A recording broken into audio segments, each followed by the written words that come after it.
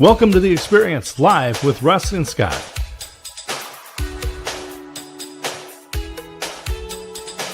Join us every Wednesday at 7 a.m. Pacific, 10 a.m. Eastern on LinkedIn, YouTube, and Facebook. Learn more about the Experience community at our website, local.theexperience.video, and subscribe to our YouTube channel.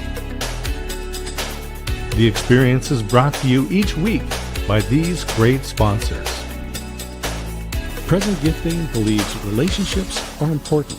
Moments matter. Join the early VIP access list at presentgifting.com. The Jalot Home Team, whose mission is to deliver the key to home ownership through stellar customer service, integrity, and joy. Call the Jalot Home Team at 541-451-2211 and find them on the web at teamjalot.com. Showing Up Perspectives on Cancer, emphasizing the importance of patient-centered care and cancer treatment. Their in-person event is coming October 2026. Registration is now available at eventbrite.com and look for Perspectives on Cancer. And now let's get on with the show. And here we are live on The Experience, live with Russ and Scott. Welcome, everybody. How you doing, Scott? I'm doing great, Russ.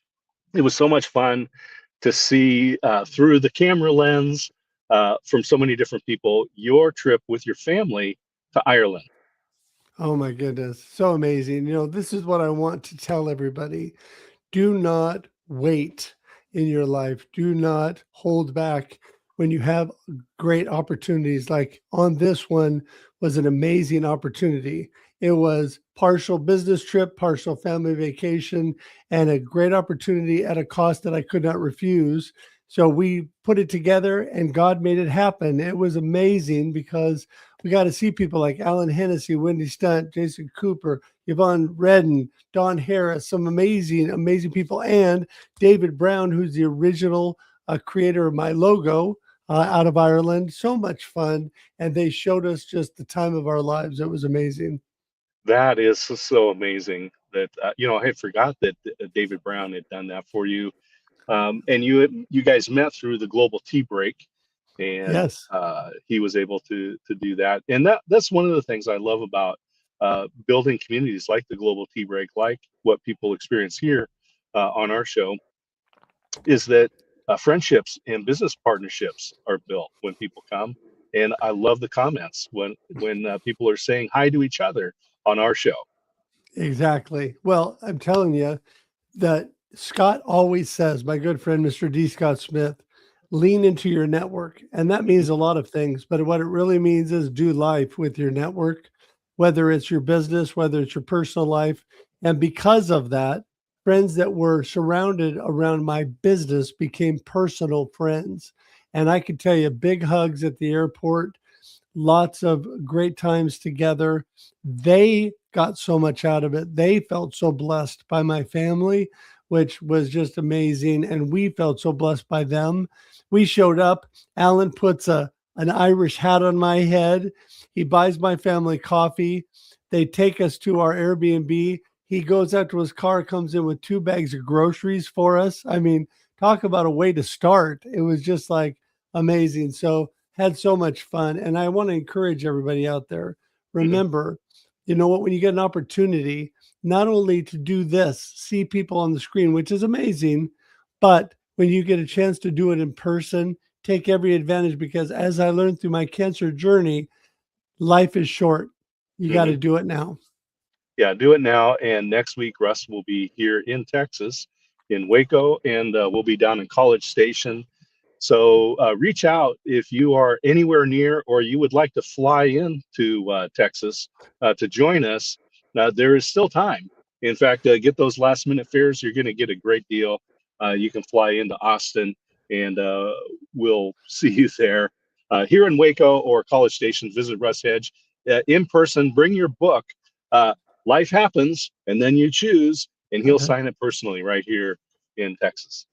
There you go. In fact, we will be there the 22nd through the 25th. So the 23rd and 24th will be the big days where we're seeing people, like you said, in Waco and College Station.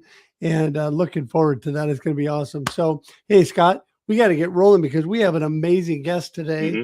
and we got to get him in and start the show. But just so thankful for you every week, my friend. Just want to remind everybody we're here every Wednesday at 7 a.m. Pacific Daylight Time or 9 a.m. Texas Standard Time.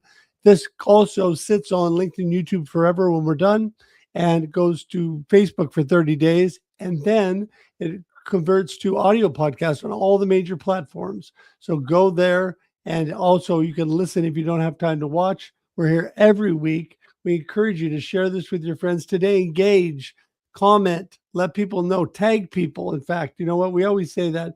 Tag your friends and let them know. You can share it out, tag your friends, let them know we're on. And that's so important because people get busy, right, Scott? And they need a reminder. Absolutely. So Get those reminders and go to local.theexperience.video and learn all about the various shows that we have.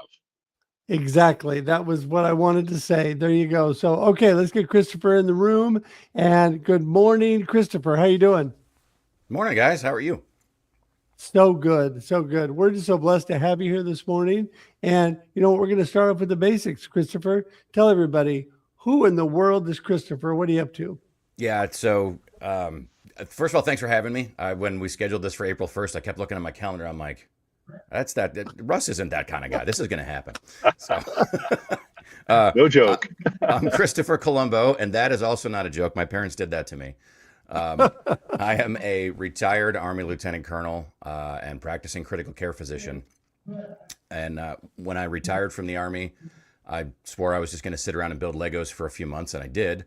And, as I got into my post-uniform life and was practicing, critical care, there was something missing. And a dear friend of mine that I shared an office with in our last couple of years together in the Army, she got into executive coaching.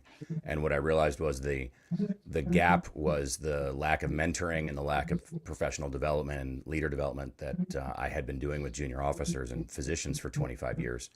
There was just no place for that. So that was the next part of the journey, was becoming an executive coach and a certified positive psychology coach. So let's go back into medicine. How did you decide to get into medicine and then enter the Army? Wow. It's one of those things where you say, when you're 10, like, what do you want to be? It's either, doctor, astronaut, fireman. I was always encouraged to, my dad's a PhD chemist. I think I was always encouraged to go with my love of science. But I'm always a bit of a people person, and I really liked the idea of doing something that combined science and the human touch. And it actually took me 3 times to get into medical school. I went to college early, and nobody was interested in a wise guy 19-year-old being led into their medical school when I graduated with my first bachelor's. And then another bachelor's and a master's degree later, I got in, and then it's the matter of, how do you pay for this? And I had been that wise guy, ever since, when I would be getting calls from Army recruiters the minute that you start getting those college postcards after you take the SAT. Hey, how are you going to pay for school? And I would cut that, because I was just that kid. I mean, there's no ways around it. I'm a bit more grown up and a little more humble now, but that was not me when I was 18, 19. They would say, hey, we can help you pay for school. I said, I have a full scholarship. I started college at 16. What's next? And they would start. And I said, and if it's a matter of a sense of adventure, I left home when I was 16 to go to college. And I would just cut off all of their recruiting and sales tactics.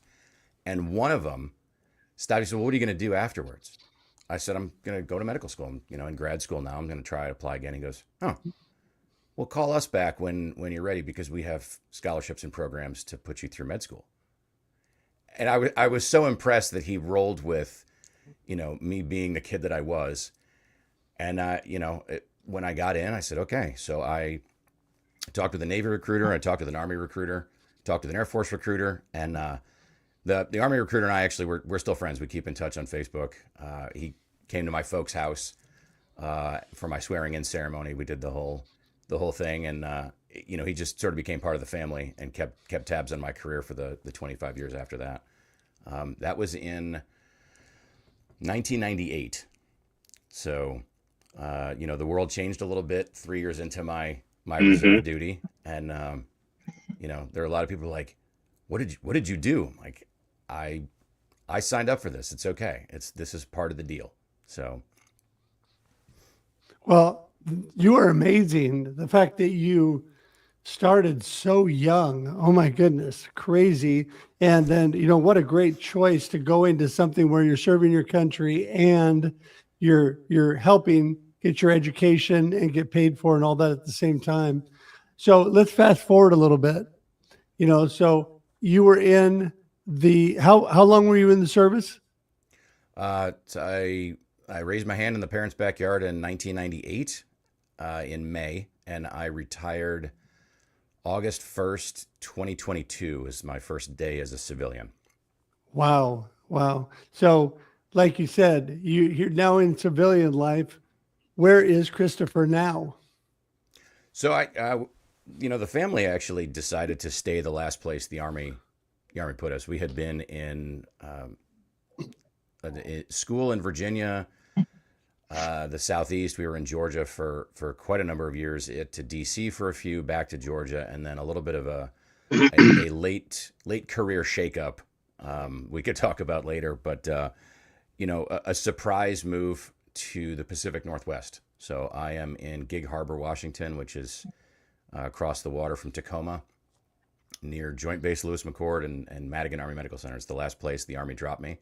And since it was a surprise move, and my kids, God bless them, were, they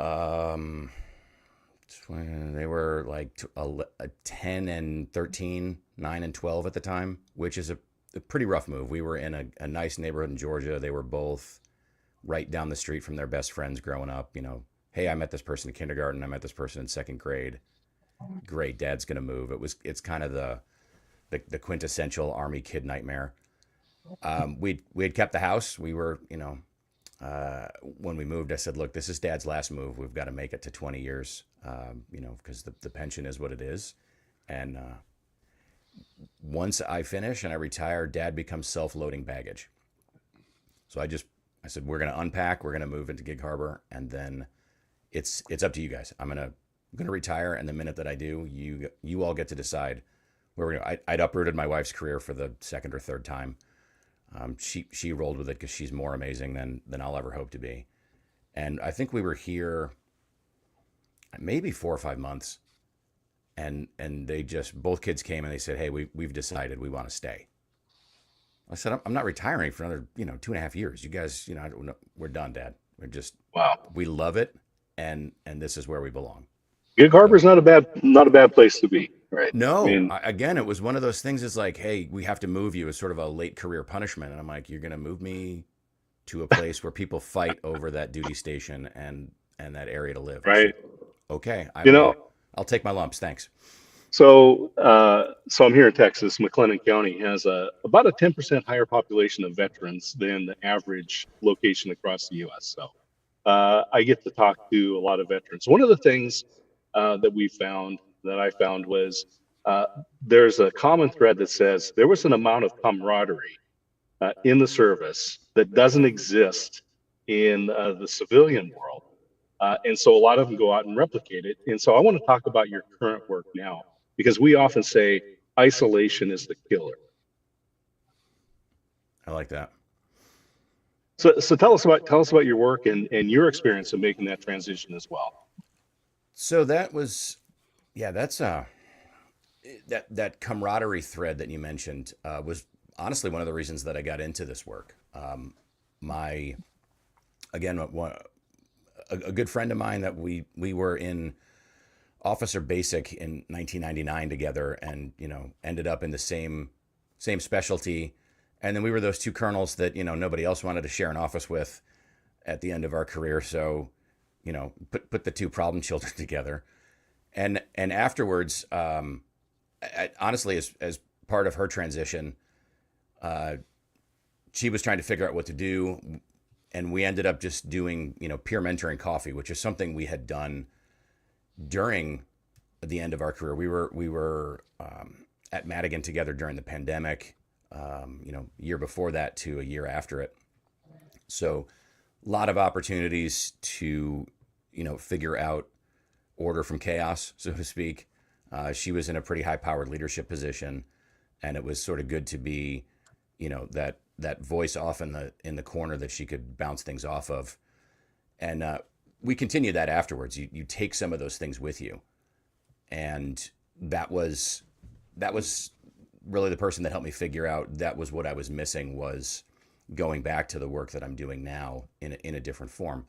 So trying to think about how to do that.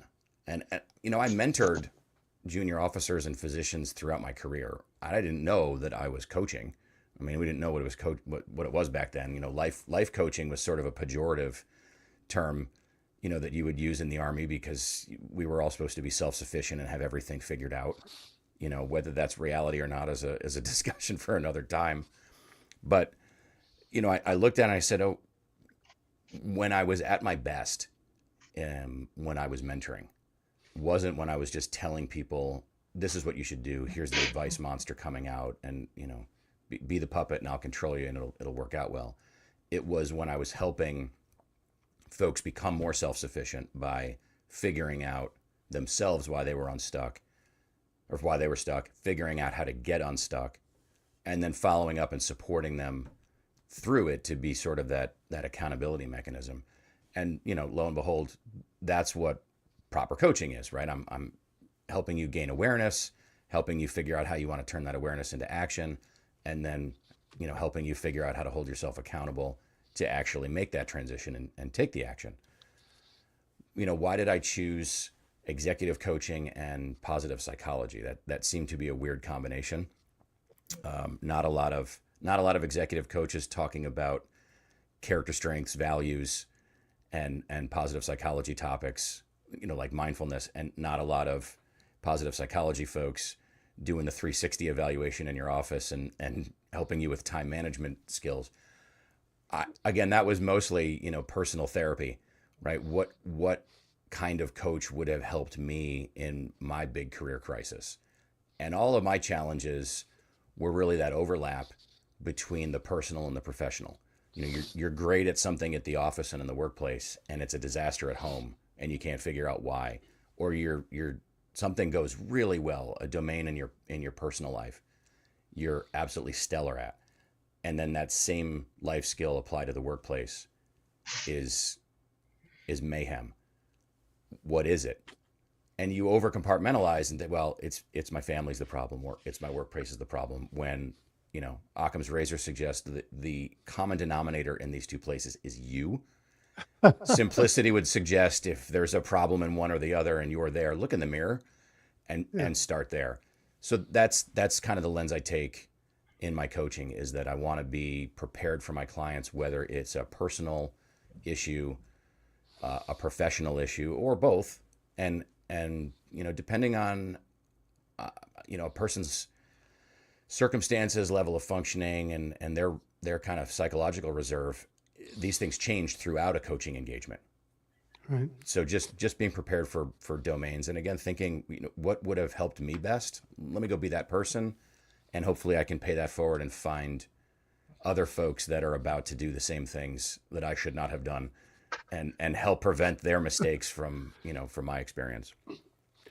Yeah, I love that, Christopher. In fact, I work with so many of my clients on just being aligned and connected to themselves and all they do, so they can move on from there. I love when people say to me, I keep my personal life and my business totally disconnected from each other. I like, good luck with that. Yeah, because let me know how that works out for you.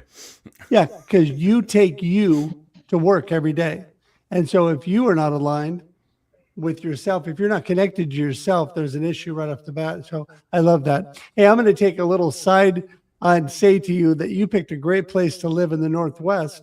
We just flew out of SeaTac, of course, and I live in Salem, Oregon, in the Willamette Valley. And I could see why your family loved it, because it's so beautiful here. Our trip to Ireland was very similar to the Northwest. It's very, very similar climate there, very, very similar, nice and green. But just cheers and a good job to you and your family for picking a great place to live. But I think that alone and what you talked about, letting your family work together to choose where you're going to live, shows a lot of great communication within your personal life and within your family, working together, you listening to what they have to say. And those skills really transfer on to business and everything you're doing, right? Yeah, and that's an evolution, right? That's with my kids, it used to be a dad-tatorship, and then you learn and you realize that, okay, what am I doing with my children? And they don't come with a manual, or if they did, we lost it in one of our moves. What are you trying to do? And I distinctly remember something my dad said that a lot of people find off-putting because they don't understand the man. He would routinely tell my brothers and I am not your friend. I am your father. And I asked him, I'm like, what is that about? What do you mean? And he actually explained it to his credit. He said, you're a child. I'm a grown adult who's had children and a job and a career and experiences. What do we have in common where we would be friends? Right?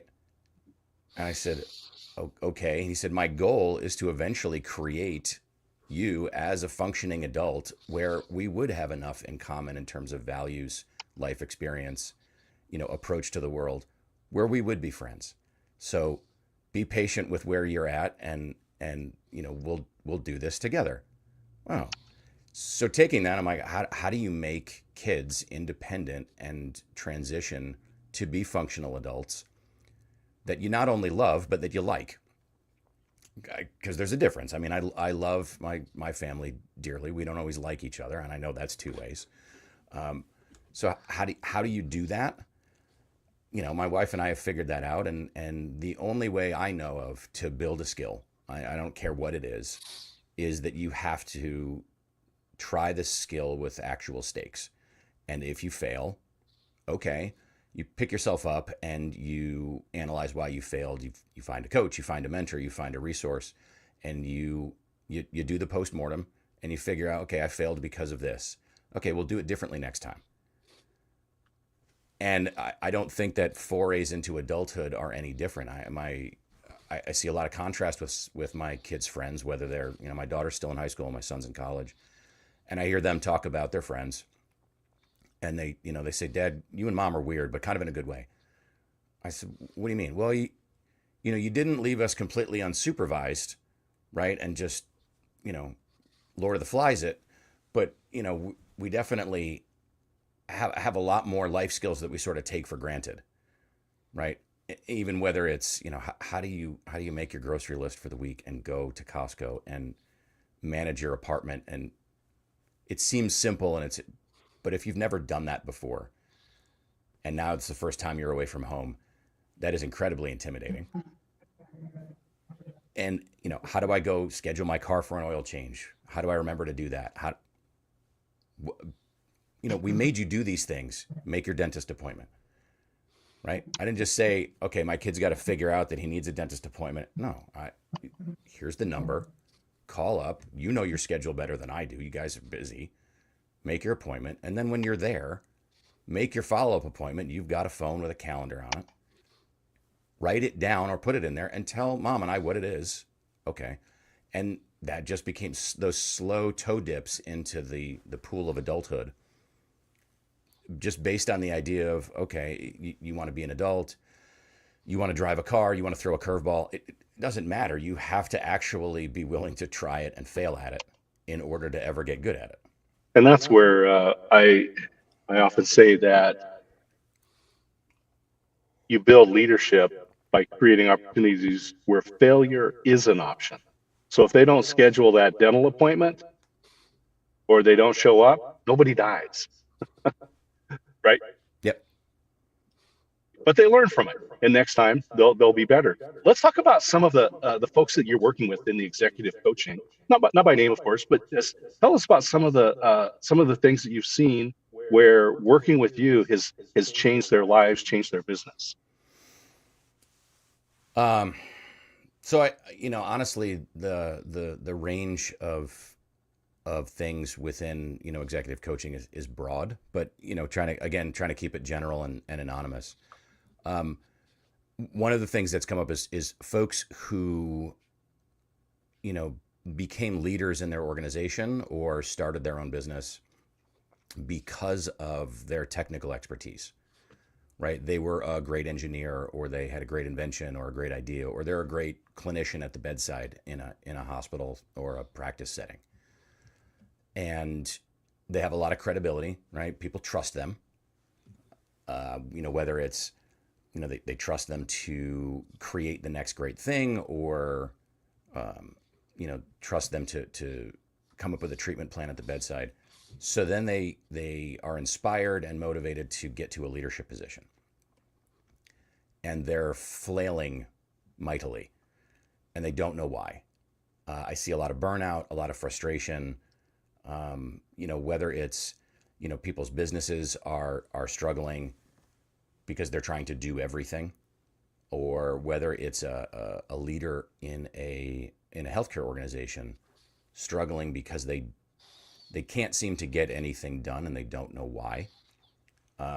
Again, I lived that, and that's part of what my coaching philosophy is based on. Is I try to put it to them as, okay, if I handed you, a baseball and a Dodgers uniform and put you in for relief after, their starter got roughed up, how would that go? I'm like, that's insane. Why would you even suggest that? I said, okay, what qualifications, experience, and training do you have to be a leader? Well, I'm a great doctor. I'm a great nurse. I'm an inventor. I have this great widget. I said, and what does that have to do with motivating, inspiring, and strategic planning through the unknown? I don't know. I said, well, it doesn't, right? It doesn't translate. You are walking into a new situation where you have no skills, no experience. I'm not saying that you can't acquire those skills and learn that. These people are very bright, right? I work with physicians, engineers, scientists, inventors, right? They're no dummies. And most of this skill is not esoteric. It's learnable and trainable and practicable, but it's not one of those things that you wake up one morning and intuit, I know how to be a competent leader now. There's best practices and approaches out there that you can learn. But if you've been at the bedside, say, as a clinician, your credibility is based on your expertise. The trust that your team has with you, and the psychological safety, right? The idea that you care, that your behavior is predictable, and that you're competent at your craft, right? The competence comes from you graduated from the 27th grade and nobody let you do the thing that's going to kill the patient until they were sure you knew how to do the thing. That's right.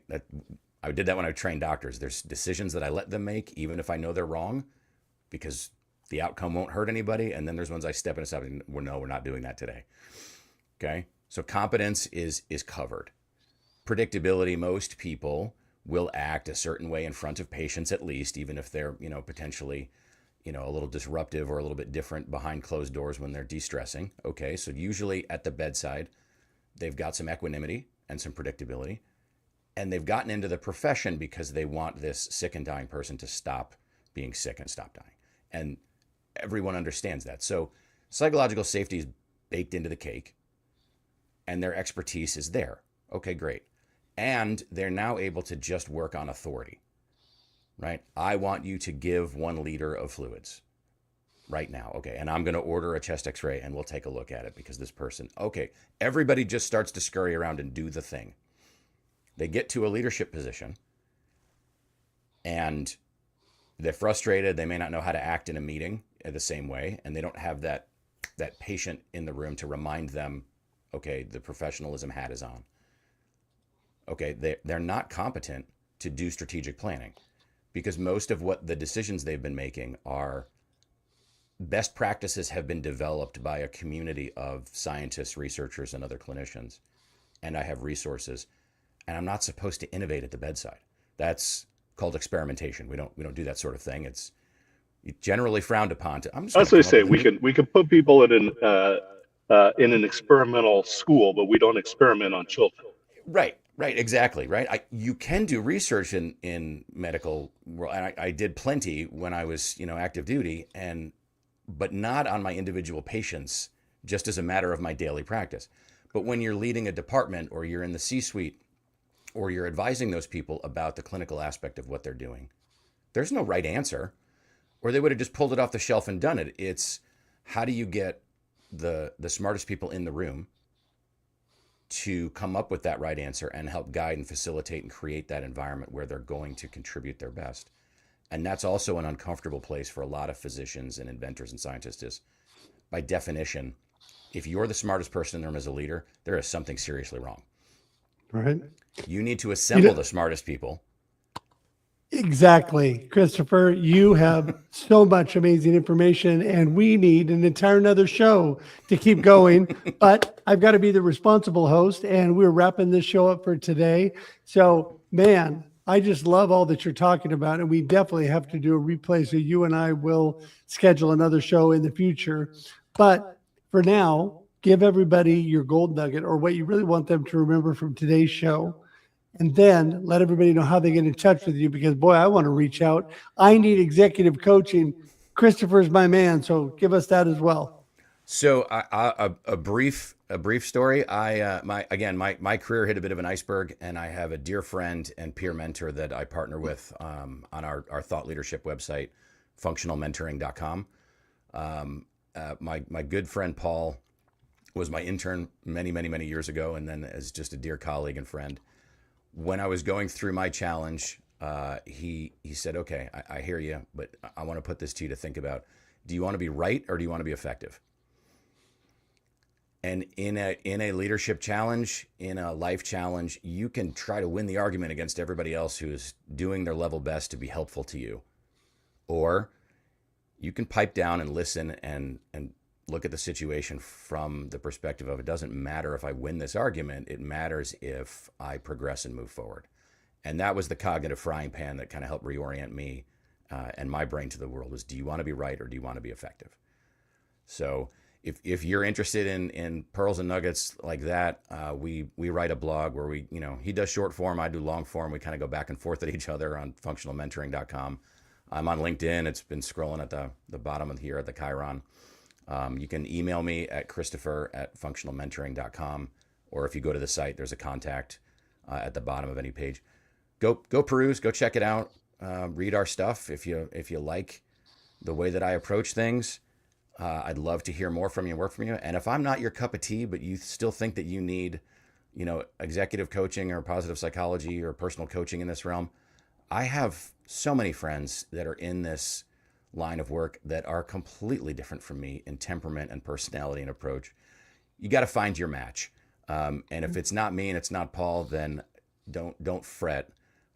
We're happy to help you find, someone in our community that can help you get through whatever you're working on. Yeah, I love that. I love that, because you're right. We're not all meant for everyone. And just a matter of, I love your attitude. Helping somebody find who they really need really is, what it's all about. And you can contact any of us here, all of you watching. Would love to help you, would love to get you connected with the right people, because that's what it's truly all about. And Christopher, I appreciate you so much being here today. We will definitely schedule a part 2, and appreciate that. For today, we're going to say goodbye to you on screen and wrap up, but hang tight in the green room for just a minute. We'll talk after. Absolutely. Thanks so much, Russ and Scott. Really appreciate you guys. Thank you. Wow. Amazing, Scott. Oh, there you go. You put Scott in the green room. There you go. Amazing, Scott. Hit the right buttons. Woo. There we go. You and Christopher look more alike than I thought. Oh, you're muted, Scott. Sorry about that. Such a great perspective. Love his story about how that young man with an attitude was able to make a transition, and that recruiter was wise enough to understand what that young man needed. And obviously the world is benefiting from that today.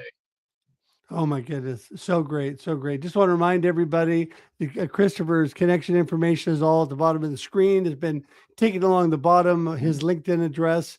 The other information that he gave will all be available in the show notes as well as the comments. Don't forget, you can find out more about this and all that we do at the Experience, local.theexperience.video. Love to have you tune into there. Please join our YouTube page at theexperience.video, which you can get there from either site.